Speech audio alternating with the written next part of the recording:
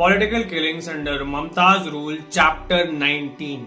ये कहानी है मदन गोरे की, जो कि एक 35 वर्षीय बीजेपी कार्यकर्ता थे पताशपुर पूर्व मेदिनीपुर से। वो अपने क्षेत्र के लोकल वाइस प्रेसिडेंट थे और जैसा कि हर एक बीजेपी कार्यकर्ता अपनी पार्टी के लिए काम करता है, वो भी अपनी पार्टी के लिए काम करते थे और उनकी मौत भी इसी कारण हुई, राजनीतिक रंजिश। बट ये एक कस्टोडियल डेथ थी। अब मैं आपको सीक्वेंस समझाता हूं कि हुआ क्या। अब मदन गोरे को किडनैपिंग में वेस्ट बंगाल किडनैपिंग के केस में, जाली केस में वेस्ट बंगाल पुलिस ने धर पकड़ा। It was a fabricated case. तो ये लगभग 26-27 सितंबर की बात है 2020। उस वक्त इनको धरा गया, 24 घंटे के अंदर कोर्ट में इनको प्रेजेंट किया गया और इनको करेक्शनल होम में भेज दिया गया। Contai correctional home, judicial custody थी। पर जुडिशियल कस्टडी में इनको भेजा गया, वहां पर तो अब पुलिस रिमांड तो थी नहीं। तो ऐसा पुलिस का कहना है, डीएमसी का कहना है कि भाई हमारे उसमें तो थे नहीं, तो हमने तो कुछ किया नहीं है।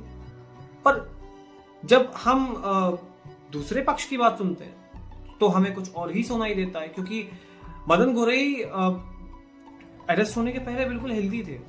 ऐसा क्या हो गया कि 9 अक्टूबर 2020 को उन्हें कोलकाता हॉस्पिटल में भर्ती कराना पड़ गया और 13 अक्टूबर 2020 को उन्होंने अपना दम तोड़ दिया। सिर्फ इन लगभग 15 से 20 दिन के इस टाइम पीरियड में ऐसा क्या हो गया जिसमें उनकी मौत हो गई। और सबसे बड़ी बात, उनकी बॉडी में इंजरी मार्क्स ये सब नोटिस किए गए, पर इस पर कोई कार्यवाही ऐसी कोई हुई नहीं, ना उनको कभी जस्टिस मिला। ऑटोप्सी कराई गई, पर ऑटोप्सी, अब आपको पता है पिछले 18 चैप्टर्स में भी मैं आपको समझा चुका हूं कितनी फेयर होती है ये, कितने फेयर ये सारे पोस्टमार्टम रिपोर्ट्स होती हैं।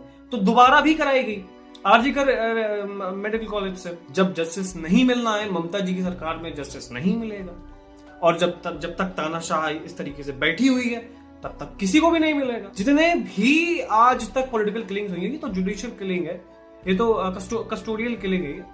आप समझिए, ये शर्मनाक, सबसे शर्मनाक बात है कि एक लोकतांत्रिक देश में एक कस्टोडियल डेथ हो रही है। और ये मैं फिर वही बोलता हूं कि ममता बनर्जी के राज में लोकतंत्र नहीं है, वो तानाशाह है।